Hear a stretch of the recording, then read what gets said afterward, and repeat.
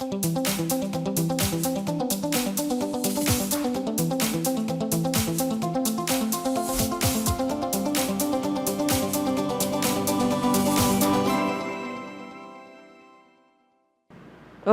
como vão todos? Sejam muito bem-vindos. Eu sou a professora Cristiane Oliveira e vamos conhecer a nossa aula de hoje. A aula de número 11, revisão. Então, vamos começar?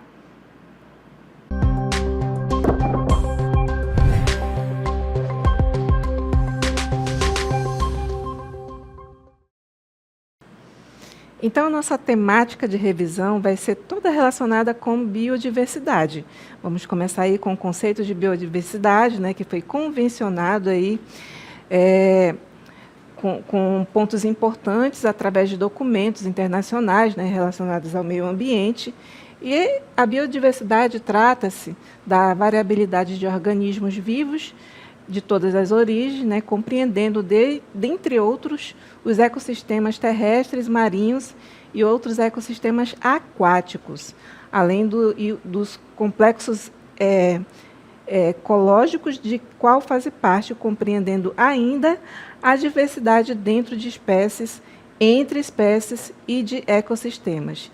Então, esse aí é um conceito mais completo, né, que foi determinado aí através do encontro, né, de uma convenção sobre biodiversidade, tá? Diversidade biológica. Então, qual a importância da biodiversidade? Nós temos aí a importância ambiental, a importância econômica, a importância social e a importância cultural. No que permeia sobre esses pilares aí, que vão fundamentar a importância da biodiversidade, entendam que todo ser humano e todos os seres vivos que estão dentro de um ecossistema, eles têm uma relação intrínseca. E o ser humano, quando a gente coloca ele dentro desse meio, é importante vocês entenderem que existem muitas informações, muitos recursos, muitos animais que têm uma interação intrínseca com o homem, dada a importância econômica, social e cultural. Então, a realização dos processos ecológicos na natureza vai depender dos seres vivos e de suas relações, né?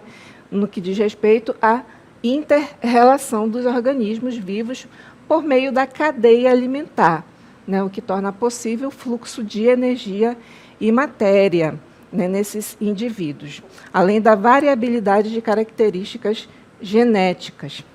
As principais ameaças da biodiversidade são a poluição, a exploração dos recursos naturais, a expansão urbana, agrícola e industrial, né, e a caça e o tráfico de espécies.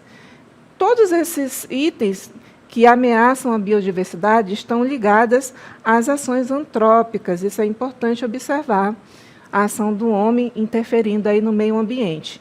E para que o homem busque mecanismos de preservar, de conservar esse meio, de conservar essa biodiversidade, foram criadas as unidades de conservação.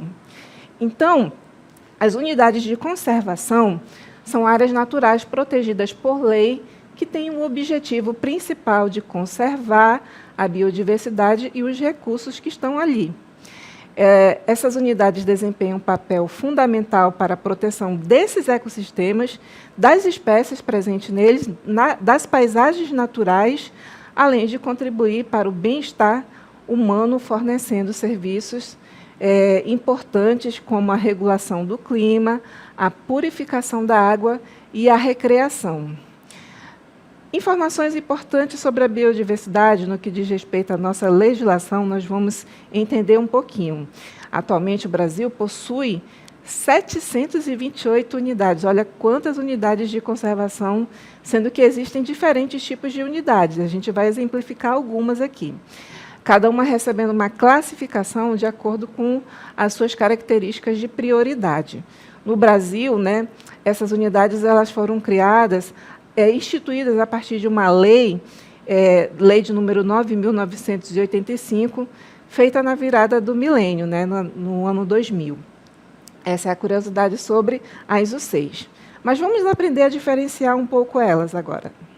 Então, nós temos aí, basicamente, 2 tipos de unidades de conservação, sendo que a primeira ela está baseada na proteção integral desses indivíduos, né, e dos recursos naturais. Né? São áreas onde a preservação ambiental ela vai ser prioritária. No que diz respeito a isso, não é permitido atividades que possam alterar a natureza original do local. Em contrapartida, nós temos as áreas de uso sustentável. Nessas áreas vai ser permitido o uso de recursos naturais, desde que seja de forma sustentável, né? Onde não compromete a conservação dos ecossistemas. Tá bom, gente? Exemplos, né? A classificação de áreas de proteção integral, nós temos aí, basicamente, esses 5 tipos. As estações ecológicas, né? A reserva biológica, nós temos os parques nacionais, né? Monumentos naturais e refúgios de vida silvestre. Então, nós temos essa classificação aí das áreas de proteção ambiental, lembrando mais uma vez que essas áreas de proteção, elas não podem ser tocadas, né? Elas não podem ser exploradas e usadas só apenas para estudos científicos, né? Porque é necessário saber mais informações sobre os indivíduos que ali estão presentes. Mas como a gente faz o estudo e a classificação desses indivíduos? Aí nós vamos para o nosso próximo tópico aí da revisão, que é a classificação dos seres vivos. Eles são classificados a partir de uma classificação feita recentemente, tá? Em 1977, proposta pelo Carl Richard Wuss. Tá bom? Essa classificação ela determina que os indivíduos pertencem a 6 reinos e 3 domínios, né? Sendo que os domínios são o domínio bactéria, domínio árquea e o domínio eucária. Tá bom, gente? Bem, esses indivíduos aí, eles têm características próprias. É bom a gente lembrar que todo ser vivo ele vai ter características comuns e características que os diferenciam. Aqui eu apresento para vocês as características comuns a todos os seres vivos, a começar pela organização celular, né? Todos os indivíduos são formados por uma unidade básica da vida, que é a célula. E eles podem ser conhecidos, né, através do estudo dessa unidade como procariontes ou eucariontes, sendo que a diferença de um para outro é o núcleo definido, né, com o material genético ao centro da célula. Todos os indivíduos possuem metabolismo, ou seja, são aquelas reações químicas que vai tornar possível todo o funcionamento e toda a regulação de energia, né, e a síntese de substâncias que são necessárias para o desenvolvimento, para o crescimento do indivíduo. Todos os indivíduos, né, dessa biodiversidade riquíssima se reproduzem, ou seja, todos são capazes de se reproduzir descendentes que apresentam características semelhantes aos seus progenitores. Existe a característica também da hereditariedade, onde todos os seres vivos possuem informações genéticas que são transmitidas de uma geração para outra. Todos os indivíduos crescem e se desenvolvem, tá? Seguindo um padrão genético já pré-estabelecido através do material genético deles. Todos os indivíduos possuem uma resposta a estímulos, né? Todos os seres vivos são capazes de responder esses estímulos do meio ambiente, como por meio de movimentos, de alterações fisiológicas ou de mudanças de comportamento. E nós temos também uma característica bem importante, né, bem interessante no que diz respeito à evolução, né, que é a característica da adaptação.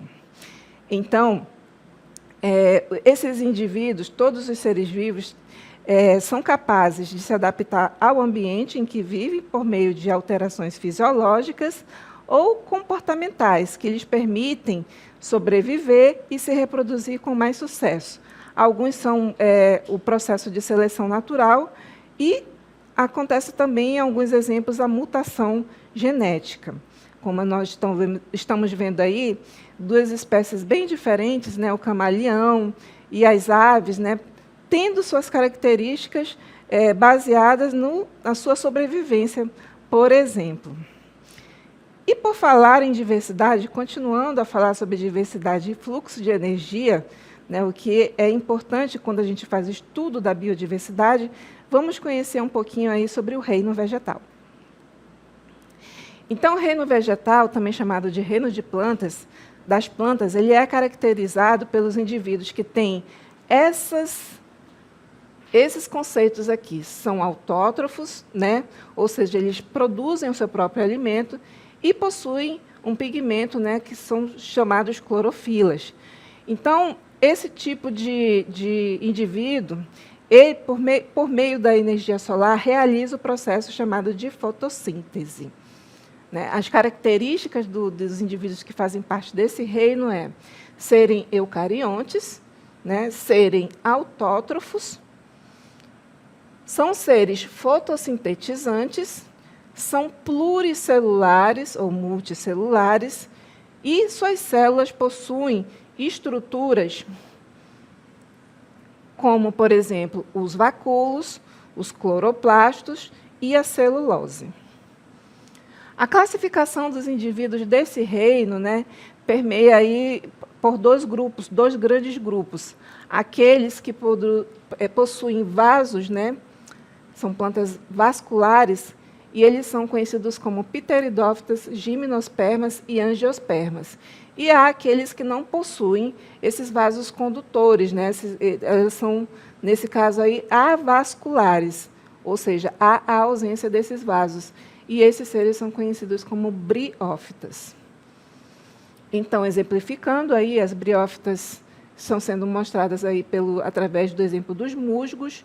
As pteridófitas, nós temos aqui o exemplo das samambaias, as gimnospermas, as araucárias, e as angiospermas, nós temos aqui o exemplo de árvores frutíferas, como a mangueira.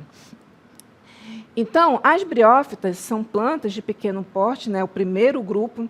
Uma característica bem interessante nelas é estarem em habitat úmidos, né, e elas têm aquela característica aparente de tapetinho verde, por isso também são conhecidas como musgos, né. Como principal característica, esses vegetais, como foi falado, não possuem vasos condutores de seiva, tá bom? E, por causa disso, né, o transporte de nutrientes ocorre mediante um processo de difusão das células. E como é que acontece o meio a proposta da produção? Né? Nós temos aqui um esquema sendo mostrado para vocês, dois indivíduos, cada um deles possuindo uma diferenciação onde vai ser formado gametas masculinos, que são os esporos, né, os gametas femininos, aqui a oosfera, pela presença de água, obrigatoriamente, vai haver a união desses gametas para formar a célula ovo ou zigoto. Tá bom? Depois, esses esporos vão sofrer uma diferenciação após a fecundação, e aí eles vão ser liberados e, dentro do substrato adequado, vão formar um novo indivíduo. É importante frisar que esse grupo ele não possui sementes, tá? Não possui sementes, flores e nem frutos, além de não possuir vasos condutores. Já as pteridófitas, elas vão apresentar a característica de vasos condutores em relação às briófitas, né? Pteridófita, também chamadas de plantas vasculares, também são sem semente, né? São um grupo vegetal que se destaca pelo surgimento da novidade evolutiva, que são esses vasos condutores de seiva, chamados xilema e floema. Então, qual é o aspecto desses indivíduos? Né? Eles têm um aspecto bem vegetal, bem característico. Né? Nós estamos pegando aqui uma samambaia com a estrutura do rizoma, que é o seu cálice. Nós temos raízes adventícias, né, que são fasciculadas, os folíolos, os báculos E nós temos aqui uma estrutura bem pequenininha, que são os soros, que é a parte do ciclo de reprodução desses indivíduos, né? O ciclo de vida delas envolve o que nós chamamos de alternância de gerações, sendo possível observar uma fase sexuada, na qual há a produção de gametas, que são as células especializadas na reprodução. Tá bom? E como seria o ciclo desses indivíduos, né? Pegando aqui o indivíduo adulto, onde nessa pequena estrutura aqui está presente os soros, tá? Dentro dos soros nós temos aqui uma grande quantidade de esporângios, que vão formar uma estrutura bem pequenininha, que são chamadas de esporos. Eles serão liberados, vão desenvolver-se, diferenciar-se, formando o gametófito, né? Esse gametófito aqui, parte dele vai se diferenciar formando os gametas, né? Nós temos os anterozoides e a oosfera. A união desses gametas aqui vai formar o ovo ou zigoto, que posteriormente, ao se desenvolver em cima do gametófito, vai se tornar um esporófito jovem. Esse esporófito, através da diferenciação, vai se tornar aqui o indivíduo adulto, que é essa samambaiazinha que nós estamos vendo, e assim dá continuidade ao ciclo de vida desses indivíduos. Os outros grupos das plantas são chamados de gimnospermas. Esse grupo aí, ele é composto por uma grande quantidade de árvores, né, de espécies, bem diferente dos grupos que nós vimos anteriormente. Característica importante deles é que são plantas vasculares, né, possuem raiz, né, já é uma raiz com uma estrutura bem fundamentada, caule, folha e sementes. Vejam bem que aqui já tem uma estrutura de planta, daquela forma que a gente aprende as partes de uma planta completa, né? Raiz, caule, folha, mas não possuem algumas estruturas que os outros indivíduos superiores a eles vão possuir, que a gente vai falar já deles, tá bom? Então, a maior evolução desse grupo é a semente. Aqui vai ter a presença de semente, que não está em volta a um fruto, ou seja, é uma semente sem a polpa, né? A gente chama também de fruto seco, aí, nesse caso. A presença da semente vai permitir a dispersão dela e a independência desses indivíduos da água. Isso aí são características importantes relacionadas às gimnospermas, né? As gimnospermas têm uma reprodução caracterizada como sexuada e a fecundação ocorre nos organismos femininos pelo pólen, que é produzido pelos órgãos masculinos. Como ocorre essa reprodução? Mostrando aqui um ciclo de um indivíduo já adulto, onde parte dele, né, vai haver uma diferenciação formando o cone de pólen, e a outra parte vai haver uma diferenciação formando a pinha. Então, cada estrutura dessa tem inúmeras diferenciações para formar os seus gametas. O cone de pólen vai formar os grãos de pólen, e a pinha vai formar o óvulo, né? Quando ocorrer a união desses gametas aqui, né, o que vai acontecer? A formação do embrião e, ao mesmo tempo, ocorre a formação da semente. Em algum momento, esse indivíduo vai ter vai encontrar um substrato onde ele vai se desenvolver, formando o indivíduo jovem, que é chamado de plântula, e depois o indivíduo adulto, finalizando aí o ciclo das angiospermas. Então, as angiospermas elas têm uma importância econômica muito grande no que diz respeito à produção de papel, resina e verniz. O pinhão, conhecido aqui em determinadas regiões do nosso Brasilzão, é a semente do pinheiro do Paraná. Ela é comestível, né, por mamíferos e aves, inclusive apreciado aí também por algumas comunidades. Então, nós temos aí como exemplo a araucária angustifolia, né? Nós temos a mata da araucária encontrada em Curitiba, é uma representação muito grande aí da floresta desses indivíduos que estão no estado de Santa Catarina e do Rio Grande do Sul, e também parte de São Paulo. Então, nós temos aí os filos das angiospermas, as coniferófitas. Nós temos o filo cicadófita, nós temos o filo Ginkgofita e nós temos a Gnetofita. As angiospermas são o último grupo dos vegetais. Então, esses indivíduos aí são os indivíduos mais evoluídos dentro do grupo dos vegetais. Eles vão possuir todas aquelas características que a gente conhece comumente. E, por isso, eles adquiriram uma grande variabilidade genética e possuem uma enorme representação em termos de número, cerca de 200 mil indivíduos, né? São distintos das angiospermas, por possuírem algumas estruturas específicas que a gente vai conhecer, né? Essas estruturas são uma novidade evolutiva, que são a presença de flores e frutos. Então, eles vão possuir as características das gimnospermas, além de flores e frutos. Tá? Em conjunto com as gimnospermas, eles vão formar o grupo chamado de fanerógamos, ou seja, são plantas que possuem órgãos reprodutores facilmente observáveis. Né? As flores desses indivíduos aí, elas são formadas justamente, elas são diferenciadas para atrair os seus polinizadores. Nesse caso, esses indivíduos não possuem a dependência da água, assim como as gimnospermas, né? Algumas flores têm aparência e cheiro bastante agradável, justamente para ter essa característica de atrair esses agentes polinizadores, como a abelha que vocês estão vendo aí. Então, essa aqui é a estrutura da flor, né, uma estrutura bem didática, mostrando a parte masculina e a parte feminina dela. Uma flor ela pode se autofecundar. Vai haver a variabilidade genética de determinados indivíduos a partir desta autofecundação. Então, a reprodução vai contar com a estrutura dos aparelhos reprodutores chamados androceu, tá? E o gineceu, que é a parte feminina da flor das plantas das angiospermas. E aqui nós temos um esquema mostrando, basicamente, aqui o processo do ciclo de vida desses indivíduos. Vai haver também a formação dos gametas, né?